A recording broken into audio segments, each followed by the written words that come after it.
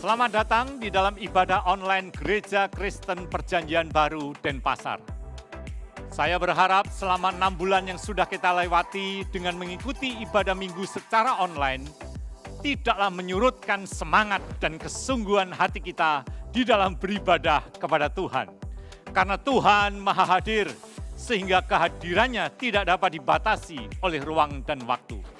Sebelum kita mendengarkan firman Tuhan, yang pastinya sangat menguatkan iman kita, mari kita terlebih dahulu menyiapkan hati untuk memuji dan menyembah Tuhan.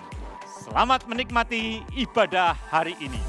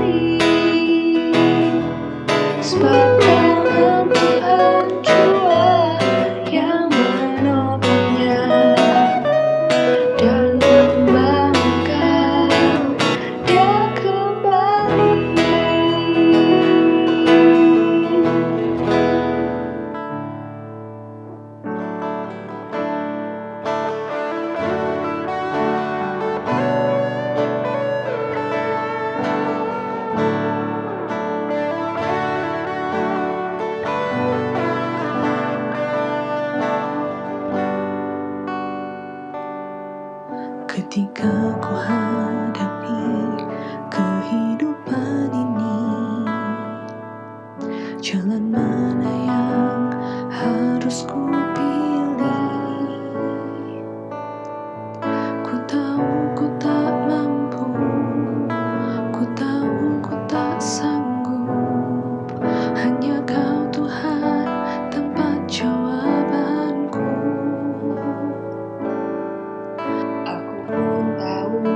Ku tak pernah sendiri, sebab Engkau Allah yang menggendong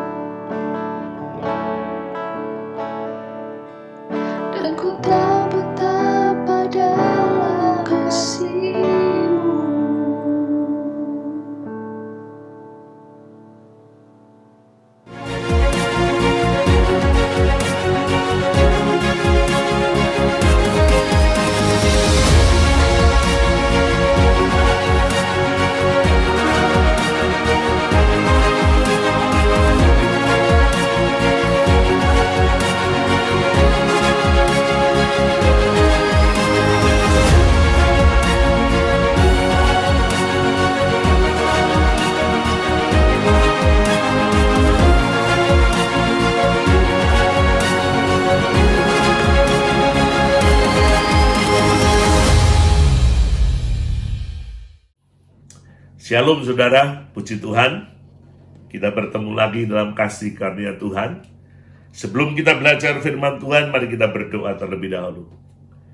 Tuhan Yesus, kami bersyukur buat hari ini, karena Tuhan berikan kepada kami waktu, kesempatan untuk kami boleh belajar firman Tuhan, untuk kami mendengar firman-Mu Tuhan. Kami percaya Roh Kudus akan menolong kami mengerti, memahami firman yang kami terima, dan Roh Kudus menolong kami untuk kami menjadi pelaku firman. Kami percayakan waktu ini sepenuhnya dalam pimpinan-Mu ya Tuhan. Di dalam nama Tuhan Yesus Kristus kami sudah berdoa.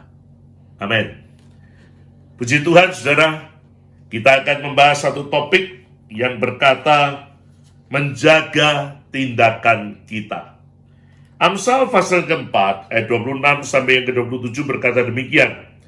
Tempuhlah jalan yang rata, dan hendaklah tetap segala jalanmu. Janganlah menyimpang ke kanan atau ke kiri, jauhkanlah kakimu dari kejahatan. Amin.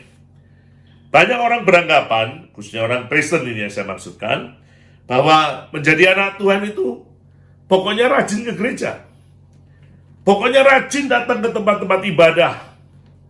Pokoknya rajin melayani, giat dalam pelayanan, beres katanya. Tapi dalam hidup sehari-harinya kurang diperhatikan.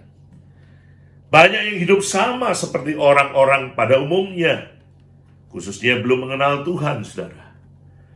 Ya, justru menjadi orang Kristen, menjadi anak Tuhan, itu harus kita tunjukkan dalam tindakan kita, dalam perbuatan kita sehari-hari. Dimanapun kita berada, baik di rumah, baik di kantor, baik di kampus, baik di sekolah, dimanapun kita beraktivitas, tindakan kita, perbuatan kita, sikap kita, harus menunjukkan kita sebagai anak-anak Tuhan. Matius 5, 14-16, Yesus berkata, kamulah terang dunia. Ya, dan dikatakan terang itu tidak boleh ditutup dengan gantang. Ayat 16 dikatakan dengan jelas, hendaklah terang itu bercahaya, sehingga perbuatan baikmu diketahui oleh banyak orang, dan mereka memuliakan Bapamu yang di sorga. Jadi penting sekali saudara, tindakan kita, perbuatan kita sehari-hari harus kita perhatikan sungguh-sungguh. Ya, mengapa hal itu sangat penting untuk kita perhatikan? Kenapa kita harus menjaga tindakan kita? Yang pertama, dikatakan demikian, karena tindakan kita atau perbuatan kita itu menunjukkan identitas kita. Kalau kita sebagai orang yang menyatakan bahwa kita ini orang yang sudah percaya Tuhan Yesus, menerima Yesus sebagai Tuhan dan Juru Selamat, Efesus 4 ayat 17 sampai dengan ayat 32. Kolose pasal yang ketiga ayat 5 sampai dengan ayat yang ke-17 saudara, berkata dengan jelas bahwa kalau kita ini sudah percaya Yesus, kalau kita menyatakan diri sebagai orang yang sudah menerima Yesus, maka harus ada perubahan hidup yang terjadi. Istilahnya manusia lama ditanggalkan dan kita pakai manusia baru. Artinya apa?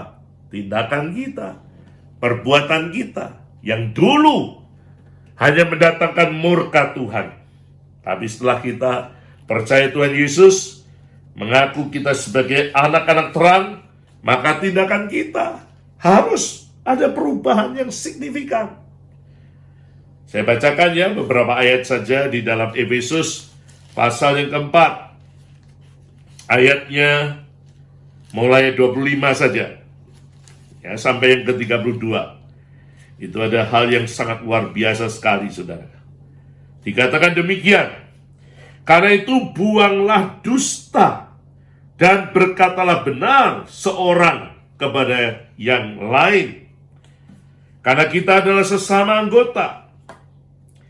Apabila kamu menjadi marah, janganlah kamu berbuat dosa.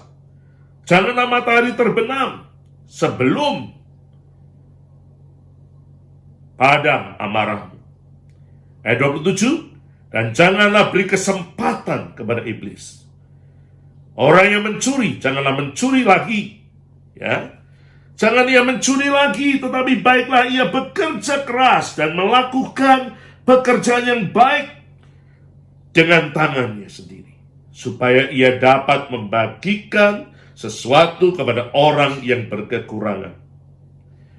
Jangan ada perkataan kotor keluar dari mulutmu, tetapi pakailah perkataan yang baik untuk membangun di mana perlu, supaya mereka yang mendengarnya beroleh kasih karunia. Dan janganlah kamu mendukakan Roh Kudus Allah yang telah memeteraikan kamu menjelang hari penyelamatan. Segala kepahitan, kegeraman, kemarahan, pertikaian, dan fitnah hendaklah dibuang dari antara kamu. Demikian pula segala kejahatan. Tetapi hendaklah kamu ramah seorang terhadap yang lain, penuh kasih mesra dan saling mengampuni, sebagaimana Allah di dalam Kristus telah mengampuni kamu. Saudara, di dalam ayat-ayat ini jelas sekali, saudara, bahwa hidup sebagai orang yang sudah percaya menerima Yesus sebagai Tuhan dan Juru Selamat, dia adalah manusia baru. Dia harus pakai pakaian yang baru. Perbuatannya harus beda dengan sebelum dia mengenal Tuhan. Tindakannya harus berbeda dengan sebelum dia percaya kepada Tuhan Yesus. Ya, berapa waktu yang lalu, berapa minggu yang lalu Anda mungkin bisa belajar bagaimana harus menjaga hati, bagaimana harus menjaga mata, bagaimana harus menjaga perkataan atau mulut. Ya, hari ini kita belajar bagaimana supaya kita menjaga tindakan kita. Kalau kita manusia baru, maka yang lama sudah berlalu dan yang baru sudah datang. Yang kedua, saudara, kenapa kita harus menjaga tindakan kita? Yang kedua, dikatakan bahwa setiap kita harus mempertanggungjawabkan tindakan kita di hadapan Tuhan. Karena tindakan kita ini harus dipertanggungjawabkan di hadapan Tuhan. Wahyu pasal yang ke-22, ayat yang ke-12, saya bacakan Wahyu saja. Ada juga di Roma pasal yang ke-14, ayat yang ke-12, tapi saya bacakan yang kitab Wahyu saja. Pasal 22, ayat 12 dikatakan demikian, sesungguhnya aku datang segera, dan aku membawa upahku untuk membalaskan kepada setiap orang menurut perbuatannya. Jadi setiap tindakan kita, setiap perbuatan kita, saudara, harus dipertanggungjawabkan di hadapan Tuhan. Pengadilan Tuhan beda dengan pengadilan dunia, saudara. Jangan disamakan.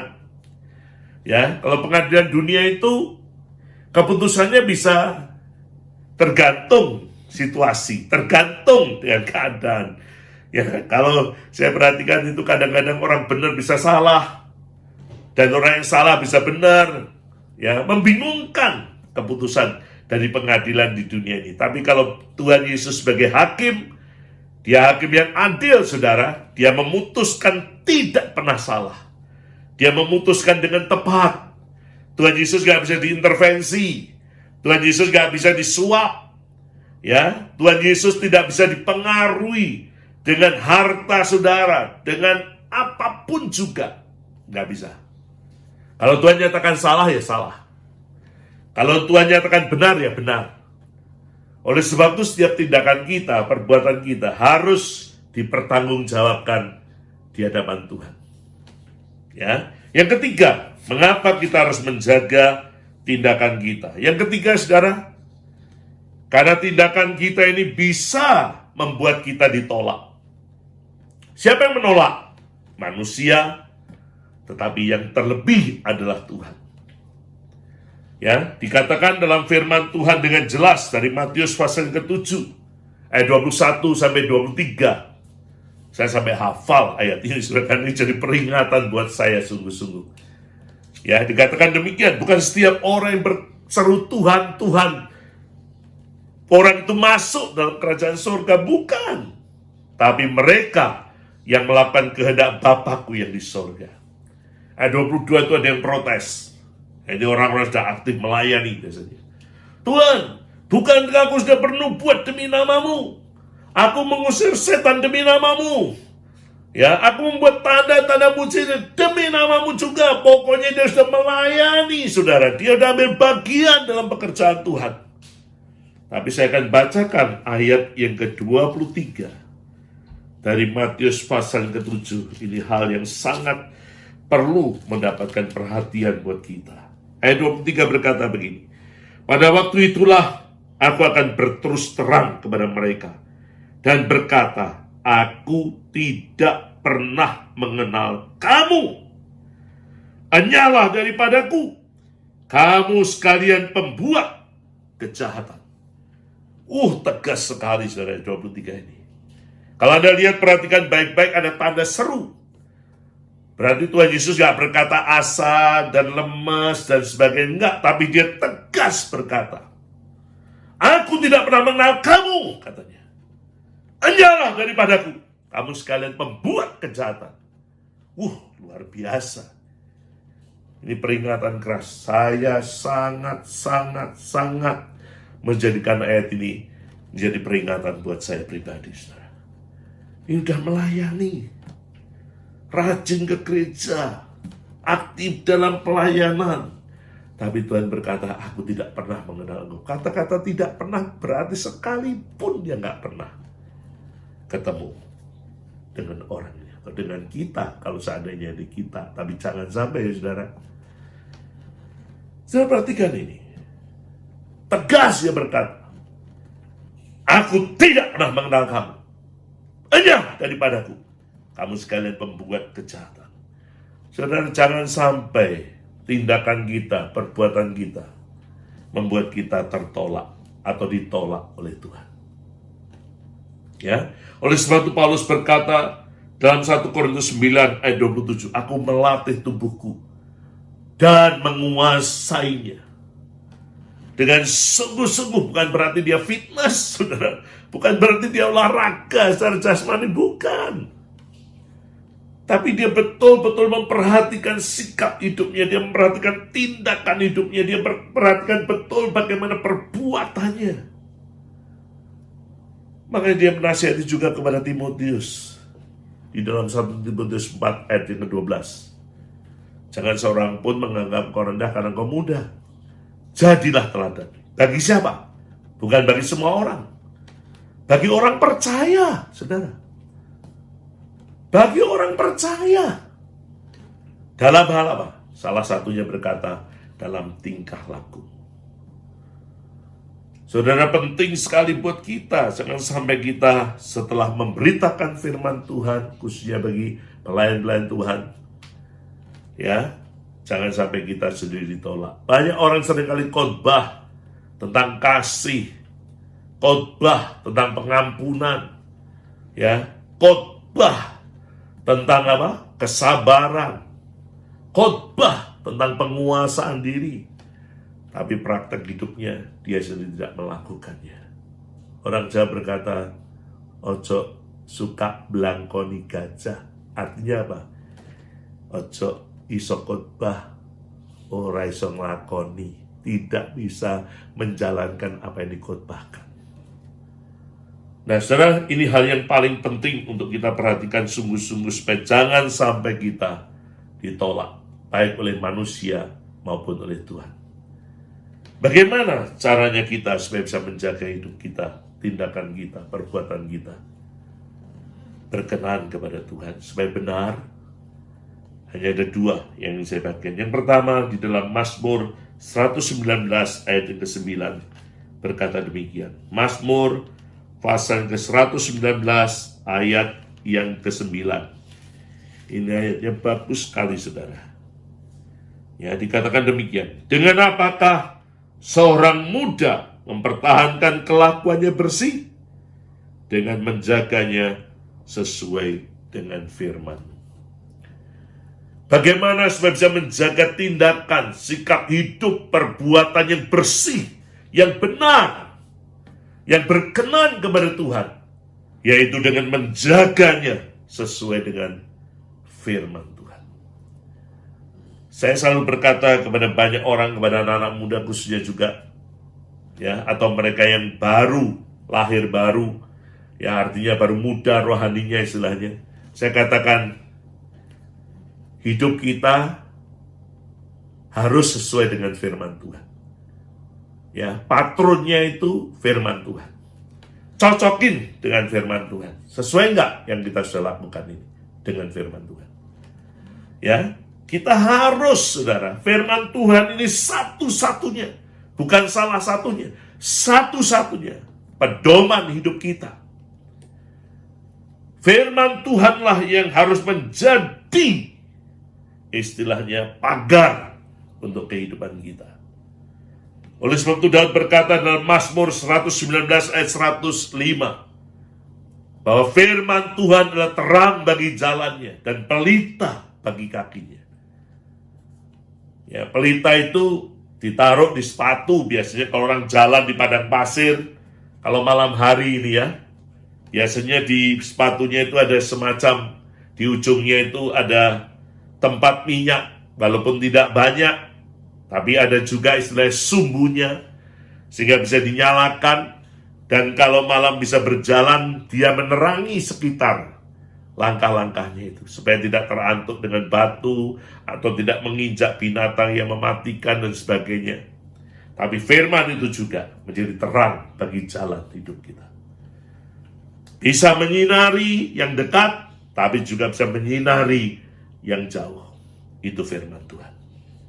Kalau kita hidup sesuai dengan firman Tuhan, saudara, saya percaya kita nggak akan melakukan sesuatu yang dinyatakan tidak berkenan di hadapan Tuhan. Kita pasti berkenan di hadapan Tuhan. Dan Tuhan senang karena kita hidup sesuai dengan firman-Nya. Yang kedua, saudara, dikatakan dalam Galatia pasal yang ke-5, saya akan bacakan buat saudara ayat yang ke-16 dan ayat yang ke-17. Dengan jelas sekali firman Tuhan berkata kepada kita, dikatakan demikian, maksudku ialah hiduplah oleh roh, maka kamu tidak akan menuruti keinginan daging. Sebab keinginan daging berlawanan dengan keinginan roh, dan keinginan roh berlawanan dengan keinginan daging. Diperjelas, karena keduanya, perhatikan, bertentangan, sehingga kamu setiap kali tidak melakukan apa yang kamu kehendaki. Saudara perhatikan, keinginan Roh Kudus yang dimaksudkan dalam ayat ini, itu bertentangan dengan keinginan daging kita. Kalau kita hidup menurut pimpinan Roh Kudus, saudara, maka keinginan daging tidak akan bisa muncul. Kita bisa mematikan. Dikatakan dalam Roma pasal 8 ayat yang ke-13. Saya bacakan juga ayat ini. Roma pasal ke-8 ayat 13 berkata demikian. Sebab jika kamu hidup menurut daging, kamu akan mati. Tetapi jika oleh Roh Kudus, dikatakan, kamu mematikan perbuatan-perbuatan tubuhmu, kamu akan hidup. Ya, roh yang dimaksudkan adalah Roh Kudus, saudara. Saya percaya bahwa Roh Kudus itu selalu bicara kepada kita. Itu roh yang aktif sekali, Roh Kudus itu. Saat kita melakukan sesuatu atau tindakan yang tidak tepat, perbuatan yang tidak benar, itu Roh Kudus pasti bicara. Contoh yang paling sederhana. Waktu dulu masih sekolah atau yang sedang sekolah saat ini atau kuliah, ya istilahnya ada kata nyontek. Waktu pertama kali sudah melakukan itu, saya percaya Roh Kudus bicara. Ya bicaranya bukan begini, jangan nyontek, jangan nyontek, mungkin nggak begitu, saudara. Tapi degup atau detak jantung ini, cepat sekali dan kita mungkin berkeringat dingin dan sebagainya. Itu Roh Kudus yang sedang bicara. Tapi kalau Roh Kudus seringkali diabaikan, didukakan tadi, ya tidak dianggap, lama-kelamaan, ya dia berhenti untuk bicara. Maka kedagingan atau keinginan daging yang muncul, saudara, akhirnya nyontek, ya. Tapi kalau kita mengikuti Roh Kudus, saya percaya kita nggak jadi nyontek, kita nggak akan ngerepek istilahnya. Roh Kudus akan menuntun kita untuk melakukan yang benar.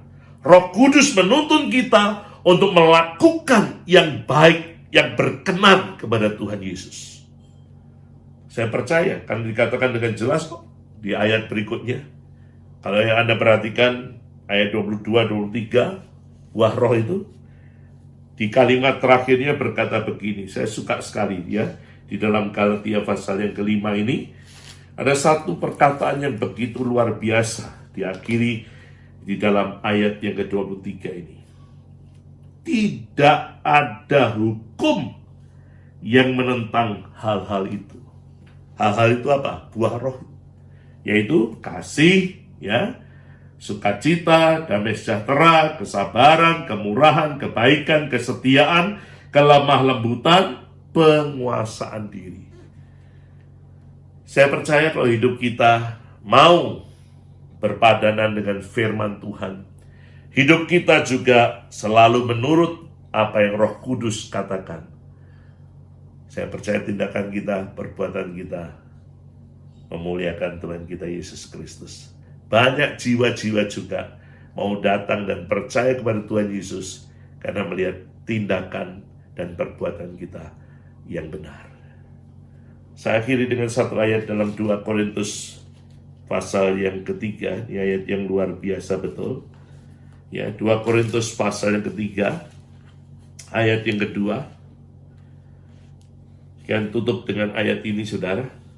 Dikatakan demikian.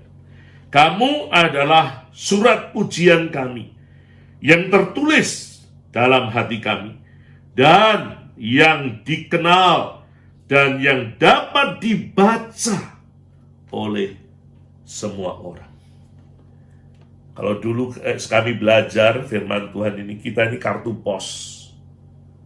Jadi kalau orang mengirim kartu pos itu, tulisan-tulisan yang ada di kartu pos itu boleh dibaca siapa saja. Dan itulah yang Tuhan kehendaki dalam hidup kita. Bisa dibaca oleh banyak orang. Artinya apa? Tindakan kita yang benar, perbuatan kita yang berkenan kepada Tuhan, yang tidak menyimpang, yang tidak nyeleneh, yang tidak aneh-aneh, yang selalu menyatakan hal-hal yang positif, yang baik, yang benar. Orang bisa melihat hidup kita.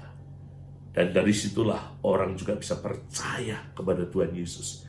Saya yakin bahwa penginjilan yang sangat efektif adalah bagaimana orang itu melihat hidup kita dan dia bisa melihat Yesus. Dia bisa melihat sifat-sifat Kristus, perbuatan, tindakan kita yang sama seperti yang dilakukan oleh Tuhan Yesus. Dan mereka boleh bertobat dan mengalami jamahan Tuhan, mengalami perjumpaan dengan Yesus lewat kehidupan kita semuanya. Tuhan Yesus memberkati. Mari kita berdoa. Terima kasih buat firman-Mu Tuhan. Kami percaya bahwa firman-Mu tidak akan kembali dengan sia-sia. Dan kami juga percaya firman-Mu tidak pernah gagal. Firman-Mu selalu berhasil. Dan firman-Mu menjamah setiap kami Tuhan. Supaya kami menjadi anak-anak Tuhan bukan hanya karena rajin ke gereja. Bukan karena hanya rajin dalam pelayanan. Tapi kami bisa menyatakan Kristus dalam kehidupan kami sehari-hari. Lewat tindakan kami, lewat perkataan kami, lewat sikap hidup kami. Apapun juga Tuhan yang bisa memuliakan Engkau. Mereka boleh percaya kepadamu. Dan mereka membuka hati untuk menerima Engkau Yesus sebagai Tuhan dan Juru Selamat lewat sikap hidup kami. Terima kasih ya Bapa. Berkati setiap jemaat-Mu yang sedang mendengarkan firman Tuhan ini dimanapun mereka berada. Di dalam nama Tuhan Yesus, kami sudah berdoa dan mengucap syukur. Amin. Selamat hari Minggu dan Tuhan Yesus memberkati kita semuanya. Amin. Mari kita sepakat menjadikan Tuhan sebagai pusat kehidupan kita di dalam menempuh pergantian musim yang tak menentu. Keadaan di sekitar dapat silih berganti, namun sepanjang kita menjadikan Tuhan sebagai sumber kehidupan, maka ada jaminan yang pasti akan masa depan yang indah. Karena kasih, kuasa, hikmat, dan kesetiaannya dapat diandalkan, maka hidup kita aman di dalam genggaman tangannya. Mari bersama-sama kita memuji Tuhan. Engkaulah kekuatanku, tempat perlindunganku, saat badai menerpa. Aku tak akan goyah, aku tak akan goyah, sebab Kau sertaku.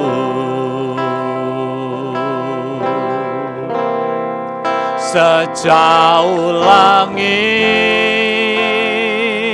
dari bumi, begitu besarnya kasih-Mu. Penuhi hati kami yang rindu menyembah-Mu, Yesus. Sejauh langit dari bumi, begitu besarnya kasih-Mu. Kaulah Tuhan, kekuatanku, sukacitaku.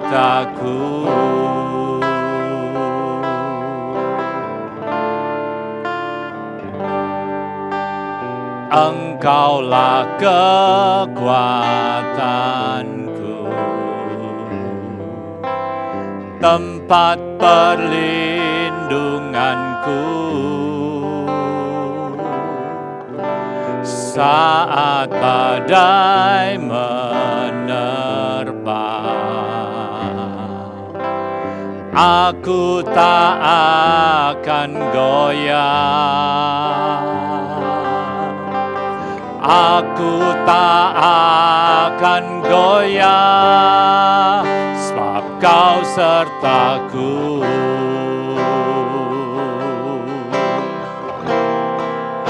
Sejauh langit dari bumi, begitu besarnya kasih-Mu. Penuhi hati kami yang rindu menyembah-Mu, Yesus. Sejauh langit dari bumi, begitu besarnya kasih-Mu. Kaulah Tuhan, kekuatanku, sukacitaku.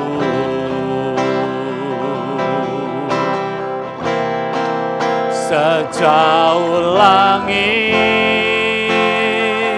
dari bumi, begitu besarnya kasih-Mu.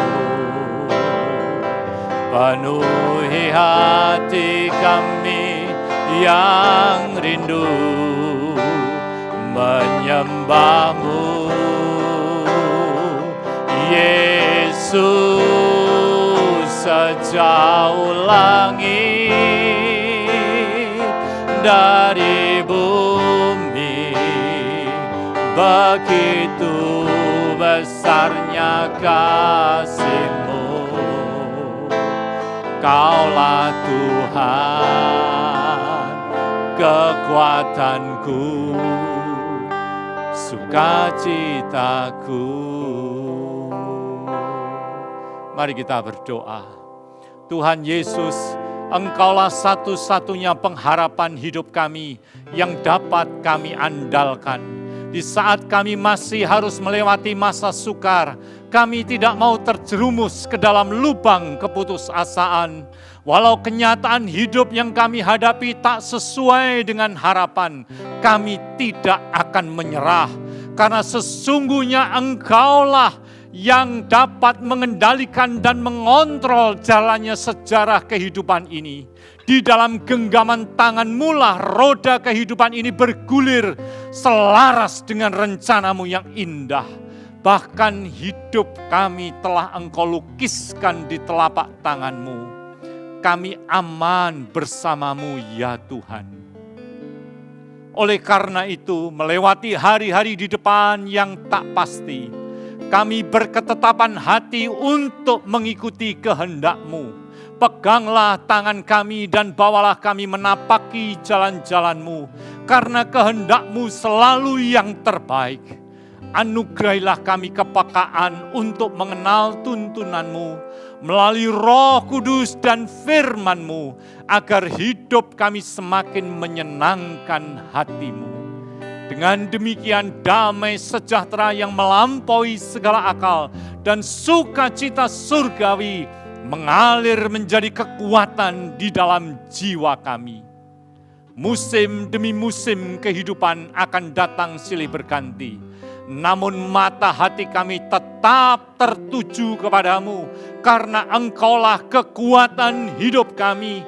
Engkaulah yang memelihara kami setiap hari. Engkaulah yang mengulurkan pertolongan-Mu di saat kami lemah tak berdaya. Engkaulah yang membuka jalan bagi kami di saat tiada jalan. Engkau pula yang melindungi kami dari segala mara bahaya. Ya, Engkaulah segala-galanya di dalam kehidupan kami. Berjalan dalam penyertaan-Mu, kami dapat melewati masa pandemi ini dengan berkemenangan. Hanya oleh anugerah dan pertolongan-Mu pula, bangsa kami dapat melewati masa pandemi ini dengan diluputkan dari keterpurukan dan mampu bangkit kembali. Ya Tuhan, hanya kepadamu kami berharap akan datangnya masa depan yang lebih baik, karena Engkaulah satu-satunya Tuhan penguasa alam semesta ini. Di dalam satu nama, nama di atas segala nama, nama yang penuh kuasa, nama yang ajaib dan mulia, nama Tuhan Yesus Kristus kami berdoa. Amin.